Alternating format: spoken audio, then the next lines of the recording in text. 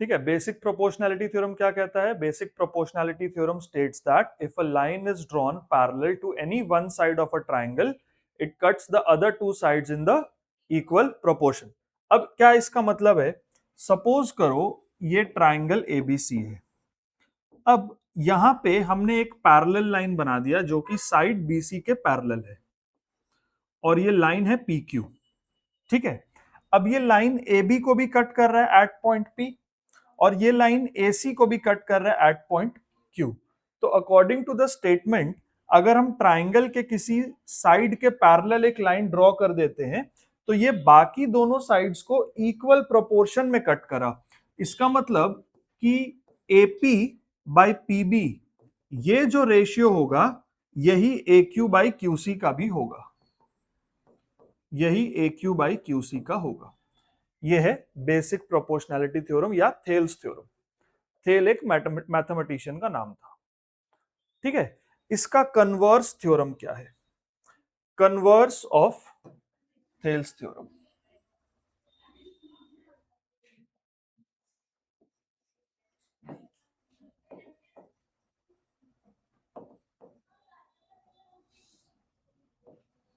Converse of Thales theorem.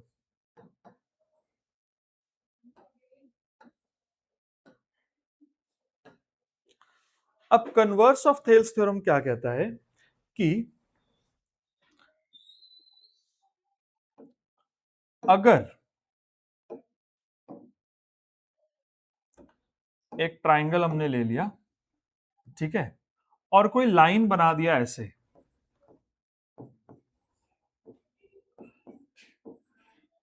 ठीक है, such that this line cuts A B and E C in the same proportion. अगर हमने एक line बना दिया such that this line P Q cuts A B and A C in the same proportion. मान लो if AP by PB is equal to AQ by QC, then we can say that PQ is parallel to BC। ठीक है, तो अगर हमें पता है कि लाइन पैरेलल है, इसका मतलब ये दोनों साइड्स को इक्वल प्रोपोर्शन में कट कर रहा होगा। अगर हमें ये पता लग गया कि साइड्स को इक्वल प्रोपोर्शन में कट कर रहा है, इसका मतलब लाइन पैरेलल ही होगा। ठीक है, ये दो इंपॉर्टेंट थ्योरम है, एक है बीपीटी, एक है उसका कन्वर्स। ठीक है, इसी पे बेस्ड स्टार्टिंग के कुछ क्वेश्चंस है।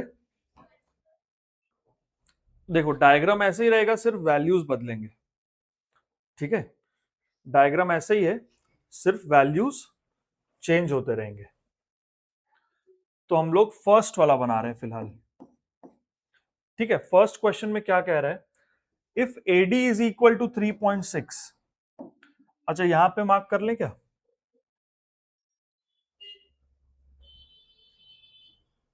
एडी क्या है? 3.6। A B is equal to 10। ये पूरा ए बी जो है वो कितना है? 10।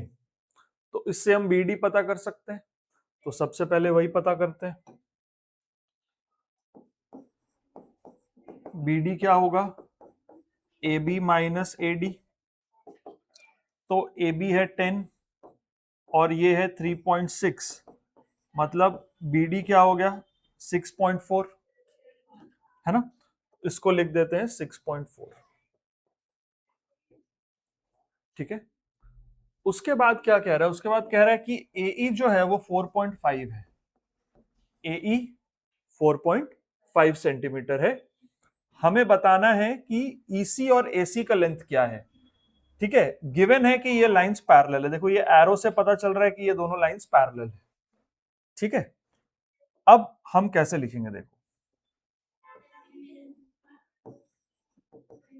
Since DE is parallel to BC, AD by DB is equal to AE by EC। इसका रीजन क्या होगा? By Thales theorem.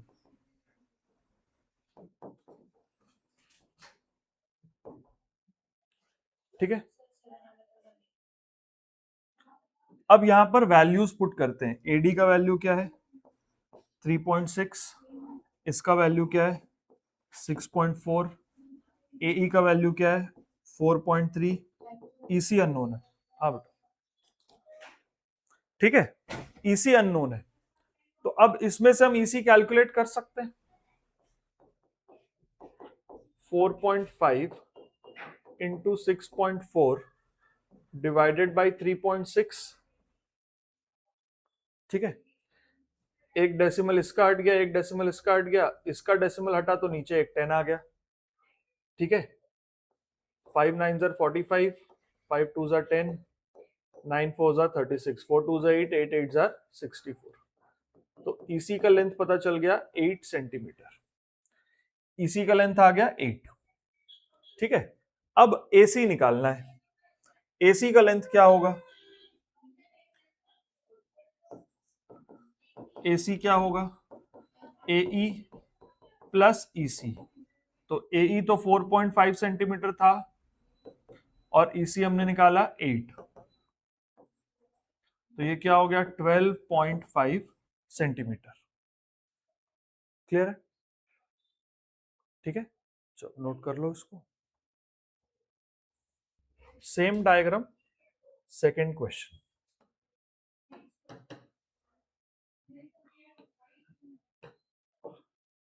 Diagram same है, सेकेंड वाला कर रहे हैं।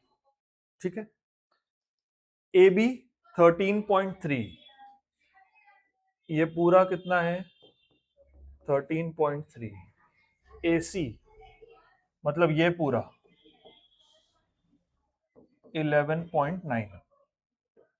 ठीक है, और क्या दिया है EC 5.1, ये है 5.1, 5.1, 5.1। इन दोनों को माइनस करते हैं तो 6.8 इसका आ जाएगा, है ना। और क्या दिया है एडी निकालना है। ठीक है, थोड़ा डिफरेंट है ये, है ना। तो इस पे हम क्या अज्यूम करते हैं कि एडी का वैल्यू है x, तो ये कितना होगा 13.3 माइनस एक्स। ठीक है,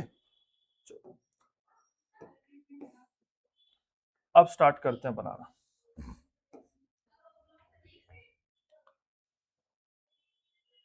let AD is equal to x, let AD is equal to x centimetre.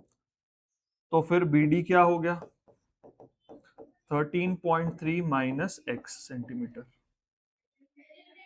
ठीक है, now by Thales theorem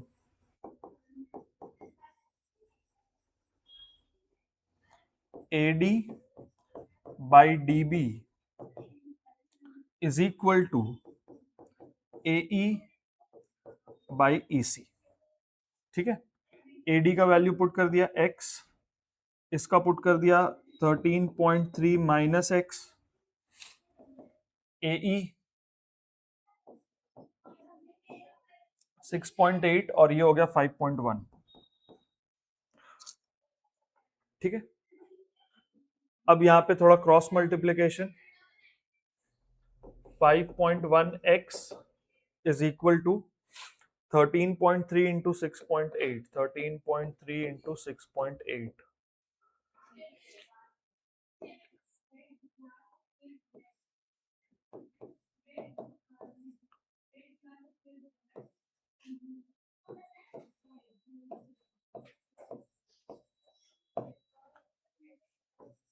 $90.44 minus 6.8x।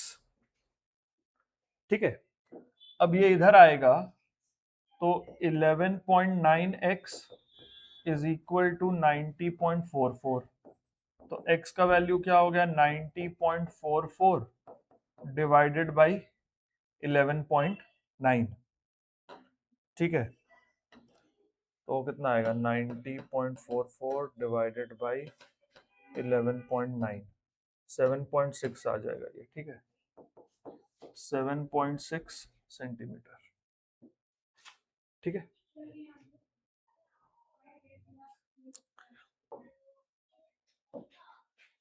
Question number 3,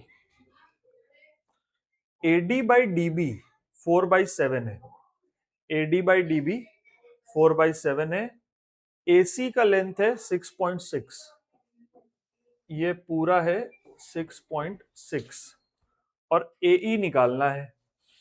तो यहां पे भी अगर हम इसको x मानते हैं तो ये क्या होगा 6.6 माइनस x, ठीक है।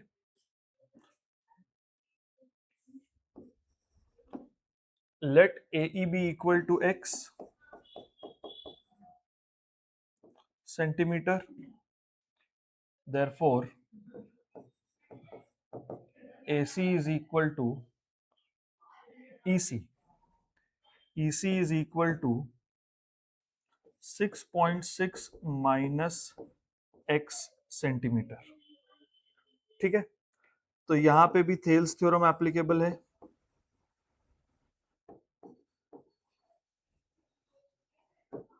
By Thales theorem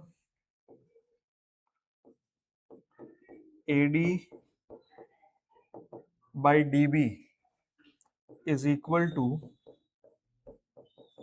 AE by EC, ठीक है। अब AD बाई DB ये गिवन है डायरेक्टली कि 4/7 है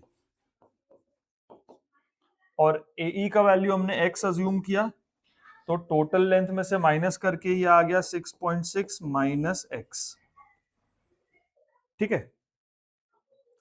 अब क्रॉस मल्टीप्लाई कर देते हैं, 4 into 6.6 minus x is equal to 7 into x,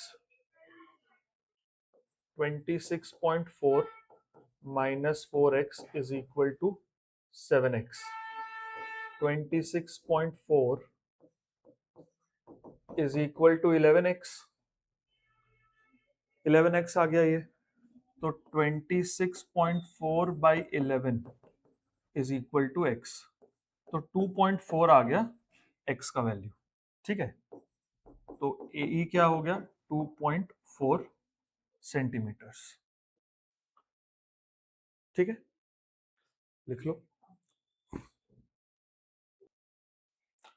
देखो AD बाई AB, अब यहां पर थोड़ा सा अलग है, AD बाई DB नहीं दिया है, AD बाई AB दिया है, ठीक है।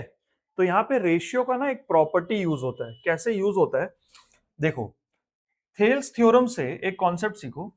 थेल्स थ्योरम से हम लोग को पता है कि AD बाई DB जो है वो AE बाई EC के बराबर है, थेल्स थ्योरम से ये हमें पता है।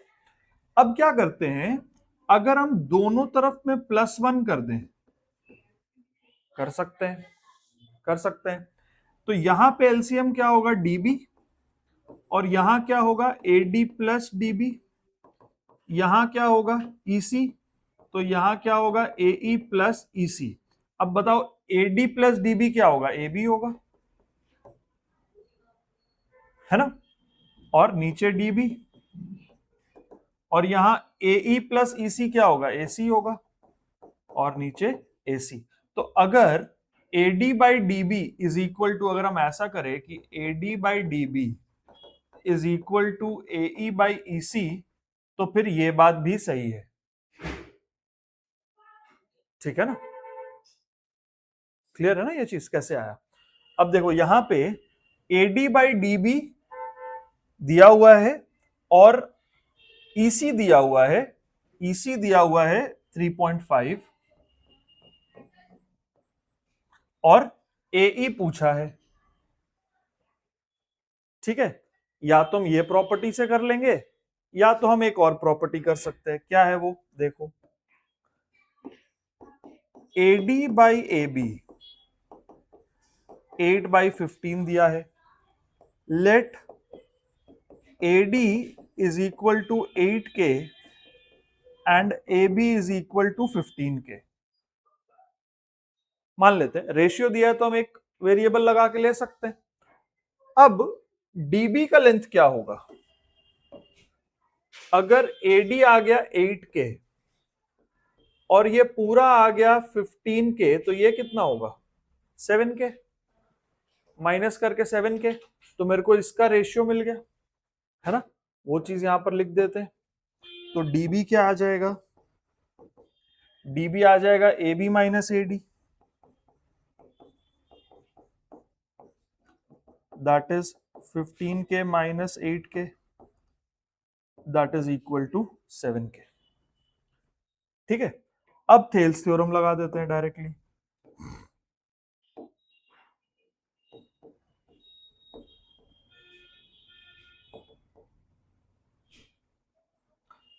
by Thales theorem, AD by DB is equal to AE by EC।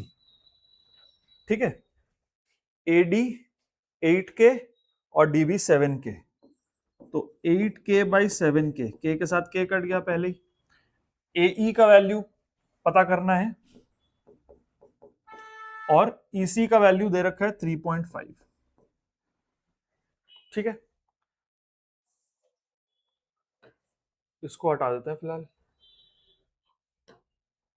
तो यहां से क्या आएगा, 8 into 3.5 divided by 7 is equal to AE।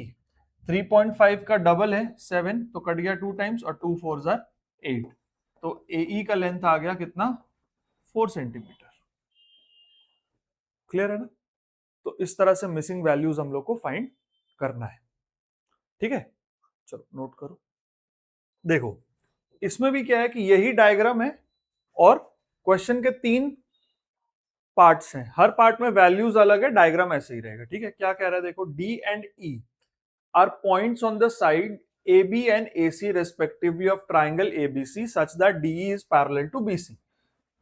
तो ये ट्राइंगल ABC है, D और E जो लाइन है ये BC को पैरेलल है। ठीक है, फर्स्ट पार्ट बनाते हैं। फर्स्ट पार्ट, AD का वैल्यू क्या है, x, DB का वैल्यू क्या है, x माइनस 2, AE का वैल्यू क्या है, x प्लस 2, और EC का वैल्यू क्या है, x माइनस 1। तो थेल्स थ्योरम लगाते हैं, डायरेक्टली वैल्यूज पुट कर देते हैं। ठीक है, AD by DB is equal to AE by EC। Reason जरूर लिख देना है ना, बाई थेल्स थ्योरम। अब वैल्यूज पुट कर दो, x by x minus 2 is equal to x plus 2 by x minus 1। ठीक है, cross multiply, x into x minus 1 is equal to x plus 2 into x minus 2। ठीक है, क्या बनेगा यहाँ पे, x square minus x square minus x is equal to x square minus 4। ठीक है, एक्स स्क्वायर से एक्स स्क्वायर कट गया, minus x is minus 4, that means x is equal to 4। ठीक है, यहाँ पे एक्स की वैल्यू निकालना है हर क्वेश्चन में। ठीक है, इसके बाद इन केस अगर वो किसी साइड लेंथ के बारे पूछे तो एक्स अगर पता लग गया तो ये सारे साइड्स के बारे भी पता लग गया। ठीक है ना, लेकिन फिलहाल इस क्वेश्चन में खाली एक्स का वैल्यू पता करना है, तो यहां पर एक्स का वैल्यू 4 है फर्स्ट केस में। ठीक है, सेकेंड केस देखते हैं।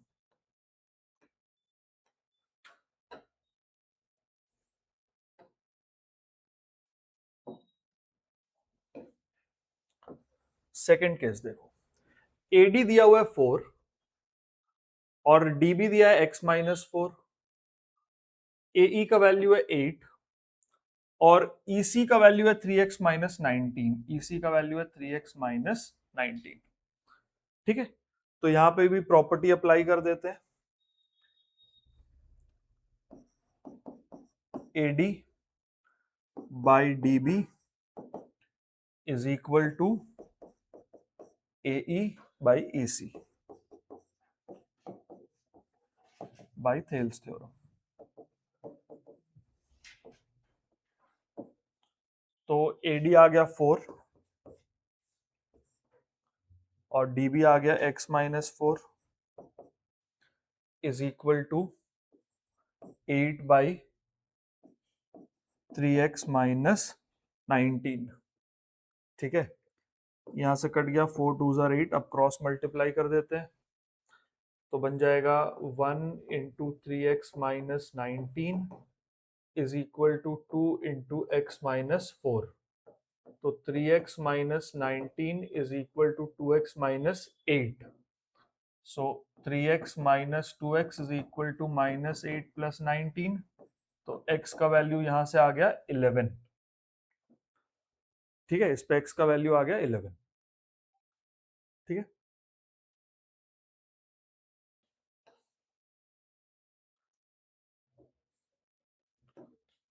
अब देखते हैं थर्ड पार्ट। AD का वैल्यू है 7x माइनस 4, AE का वैल्यू है 5x माइनस 2, DB का वैल्यू है 3x प्लस 4 और EC का वैल्यू है 3x। ठीक है, तो यहां पे भी हम इक्वेशन बना देते हैं, AD by DB is equal to AE by EC, यानी कि 7x minus 4 divided by 3x plus 4 is equal to 5x minus 2 divided by 3x। ठीक है, क्वाड्रेटिक की तरह इसको सॉल्व करते हैं ना। 3x मल्टीप्लाई होगा 7x माइनस 4 के साथ और 5x माइनस 2 मल्टीप्लाई होगा यहाँ 3x प्लस 4 के साथ। तो ये होगा 21x square minus 12x is equal to 15x square plus 20x minus 6x minus 8। तो 21x square minus 15x square ये हो गया 6x स्क्वायर और माइनस 12x और यहां से आ रहा है 14x, तो ये बन गया minus 26x plus 8 is equal to 0। 2 से डिवाइड कर देते हैं इसको, 3x square minus 13x plus 4 is equal to 0। ठीक है, ये आया। अब 4 3 ज़ा 12, 12 को कैसे ब्रेक करें? 12 और 1 में कर देते हैं।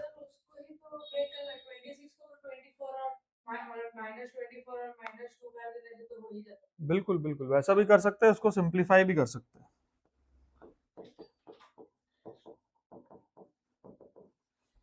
ठीक है, अगर इस पे कोई नेगेटिव वैल्यू आ रहा है तो वो नहीं लेना है, क्योंकि नेगेटिव वैल्यू लेने से हो सकता है ये पूरा चीज नेगेटिव हो जाए। हाँ, फ्रैक्शन क्यों नहीं ले सकते? फ्रैक्शन में क्या प्रॉब्लम है? फ्रैक्शन से कोई प्रॉब्लम नहीं है। साइड लेंथ क्या 5/7 नहीं हो सकता? हो सकता है। 12/15 नहीं हो सकता? हो सकता है, लेकिन नेगेटिव नहीं हो सकता। साइड लेंथ कभी नेगेटिव नहीं हो सकता। ठीक है ना, बस वो चेक करना है। तो यहां से 3x अगर कॉमन लेते हैं तो बचेगा x माइनस 4 और यहां से -1 कॉमन लेते हैं, x माइनस 4 यहां से ही बच जाएगा। तो x माइनस 4 3x माइनस 1, तो x इज इक्वल टू 4 और x इज इक्वल टू 1/3। ठीक है, अगर हम x इज इक्वल टू 4 रखते हैं तब भी कोई नेगेटिव नहीं आ रहा। अगर हम x इक्वल टू 1/3 रखते हैं तब भी कोई नेगेटिव नहीं आ रहा। 1/3 रखने से ये नेगेटिव तो नहीं होगा? ये नेगेटिव हो जाएगा। देखो देखो ना, अगर हम यहां पर 1/3 रखते हैं तो ये वैल्यू नेगेटिव हो गया ना। When x is equal to 1/3, then 7x minus 4 is less than 0, which is not possible. 7x minus 4 क्या है? AD का लेंथ है, वो तो माइनस में नहीं हो सकता ना। देखो सब जगह चेक करना है, यहां देखोगे तो लगेगा पॉजिटिव ही है, यहां देखोगे लगेगा कि 1 ही आ रहा है, लेकिन यहां तो नेगेटिव हो जा रहा है ना, है ना। तो वो सब जगह ध्यान देना। ठीक है, तो अब हम कह सकते हैं कि 7x माइनस 4 नेगेटिव हो रहा है, इसलिए x का वैल्यू 1/3 पॉसिबल नहीं है। तो फिर क्या होगा? फाइनल आंसर होगा x इज इक्वल टू 4। ठीक है।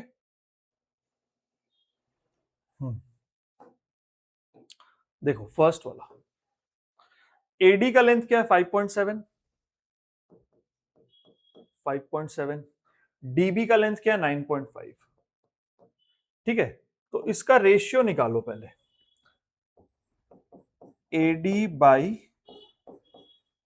DB, 5.7 by 9.5, 57 by 95।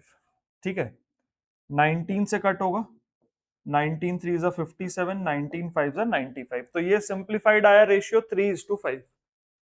अब उधर वाला भी चेक करते हैं, अगर सेम रेशियो आ रहा है तो पैरेलल होगा, नहीं तो नहीं होगा। एई का लेंथ आ गया 4.8 और ईसी का लेंथ आ गया 8। ठीक है,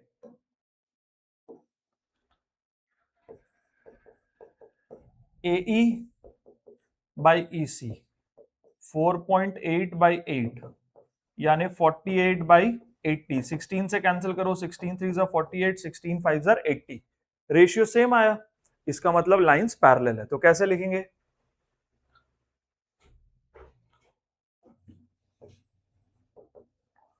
since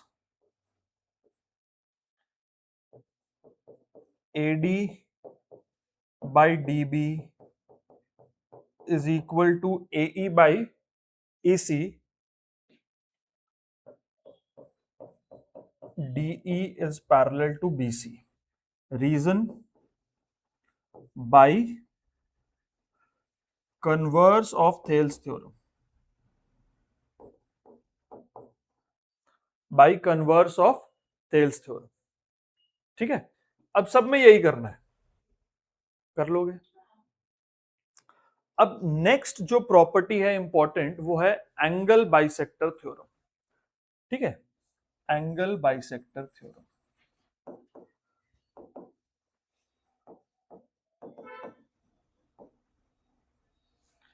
angle bisector theorem,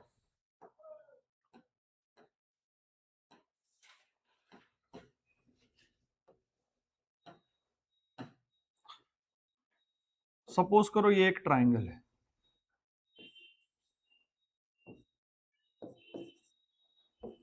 ABC. ठीक है, और एंगल ए का ये बाइसेक्टर है।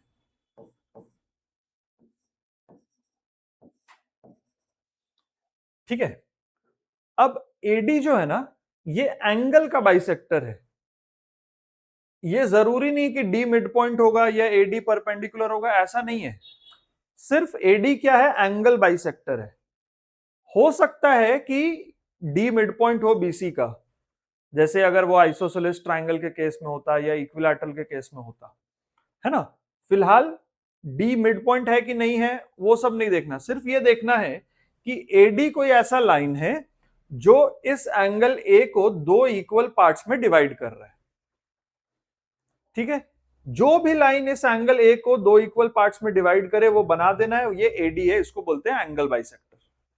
ठीक है, अब एंगल बाइसेक्टर थ्योरम क्या कहता है कि ये जो एंगल बाइसेक्टर है एडी, ये सामने वाले साइड को कट किया है ना,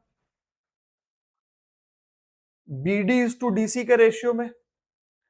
अब ये जो रेशियो होगा ना, ये वही साइड्स का रेशियो होगा जिस साइड से ये एंगल बना।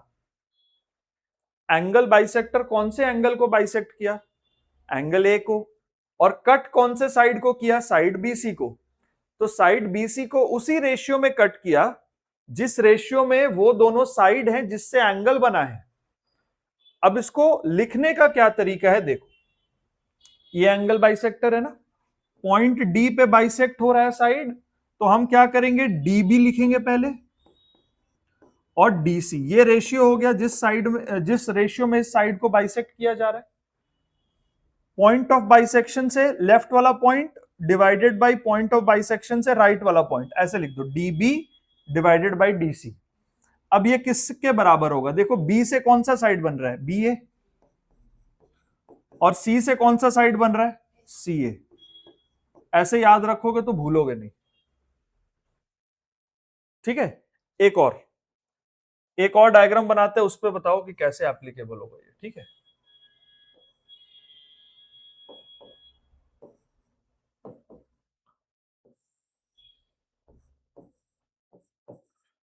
QS एंगल बाइसेक्टर है, ठीक है। अब ये रेशियो यहां पे कैसे आएगा बताओ। सबसे पहले पॉइंट ऑफ बाइसेक्शन, ठीक है, SR बाई SP। हाँ देखो, हम SR भी ऊपर लिख सकते हैं, SP भी ऊपर लिख सकते हैं, तो जो भी वर्टेक्स ऊपर लिखे हैं उससे ये वाला साइड कनेक्ट कर रहा है ना। अगर हम R ऊपर लिख रहे हैं तो R से ये वाला साइड है RQ, P नीचे है तो P से ये साइड है PQ। क्लियर है ना कैसे यूज होगा ये। तो अगले वाले में हमें एंगल बाइसेक्टर थ्योरम का प्रॉपर्टी अप्लाई करना है।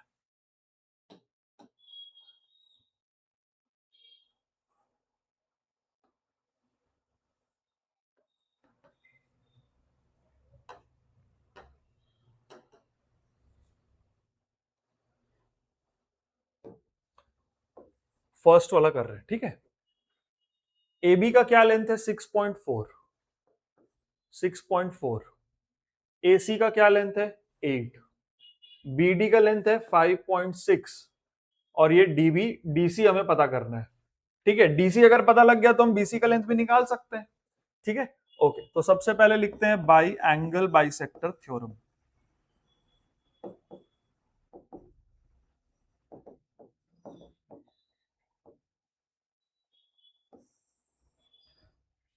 DB by DC, DB by DC is equal to BA by CA। देखो ये वाला वर्टेक्स मैच करना चाहिए, B के साथ B, C के साथ C, यहां पे ऐसे मिस्टेक नहीं होगा, ठीक है। DB हमें पता है कितना है 5.6, DC फाइंड करना है, BA आ गया 6.4 और CA आ गया 8, ठीक है। तो 5.6 इंटू 8 डिवाइडेड बाई 6.4, ये हो गया DC, है ना। 5.6 इंटू 8 डिवाइडेड बाई 6.4, ये हो गया DC, ठीक है। ये डेसिमल कट गया, ये डेसिमल कट गया, 8 8 जार 64, 8 7 जार 56, तो DC का लेंथ आ गया अपना 7 सेंटीमीटर। क्लियर है।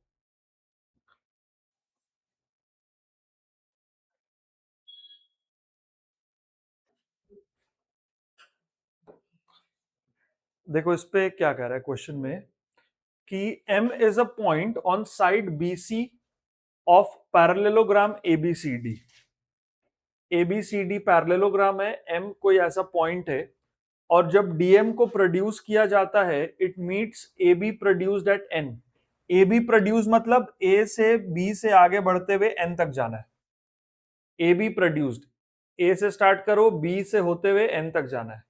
अगर हम उधर जाएंगे तो उसको कहेंगे BA प्रोड्यूस्ड, ठीक है। ये A टू B जा रहे हैं तो AB प्रोड्यूस्ड, और उसको आगे एक्सटेंड कर दे रहे हैं, ठीक है। प्रूफ क्या करना है, DM by MN, DM by MN is equal to DC by BN।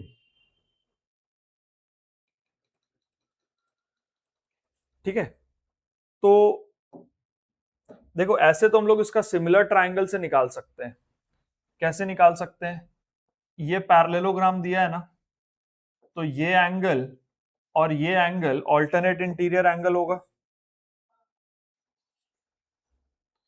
ये एंगल और ये एंगल कैसा होगा, ऑल्टरनेट इंटीरियर एंगल, दोनों इक्वल होंगे पैरेलल लाइन से। और ये वर्टिकली ऑपोजिट एंगल्स है, तो इन दोनों ट्राइंगल्स में एंगल एंगल सिमिलैरिटी है ना। एंगल एंगल सिमिलैरिटी है तो फिर ये रेशियो बन जाएगा, है ना।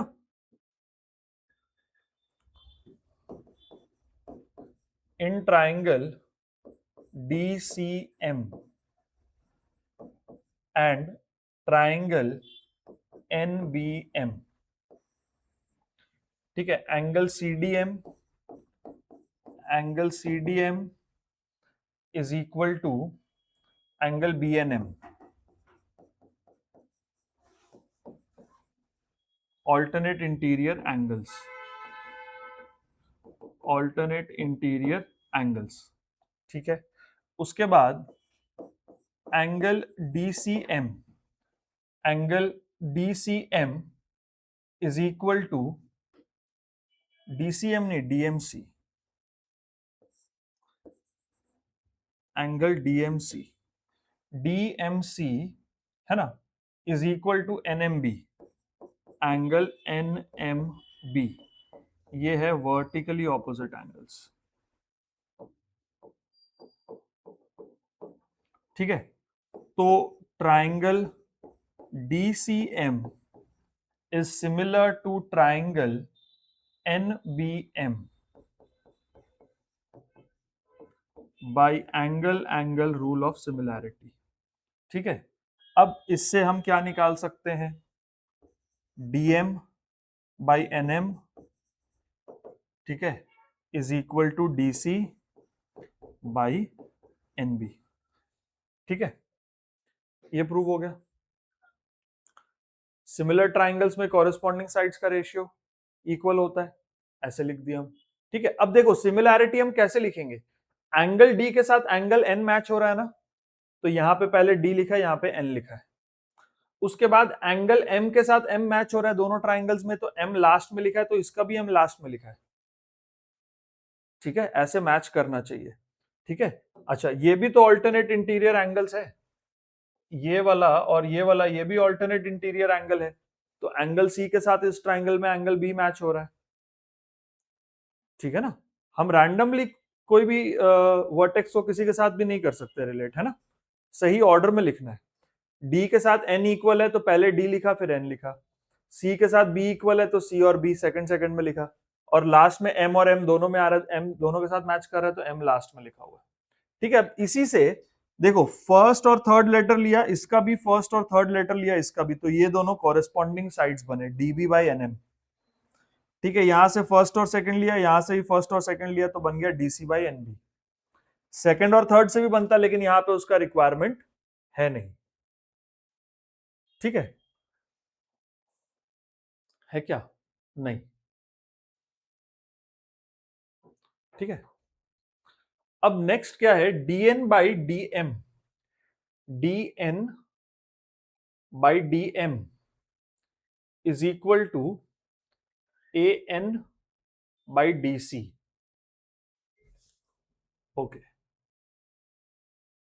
देखो अब इसके लिए हम इसको ऐसा देखते हैं, हम ये वाला ट्राइंगल देखते हैं,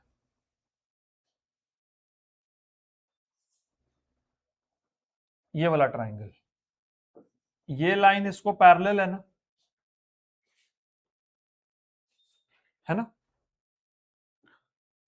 तो in triangle DAN we have AD parallel to BM, ठीक है। तो मेरे को क्या दिखाना है, मेरे को दिखाना है DN by DM, ठीक है। तो हम पहले क्या लिखेंगे, NM by MD, NM by MD, नीचे में DM चाहिए ना, उसको MD लिख लो, is equal to NB by AB, NB by AB by Thales theorem,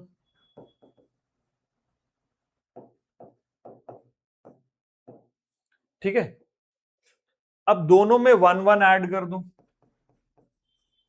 NM by MD plus 1 is equal to NB by AB plus 1,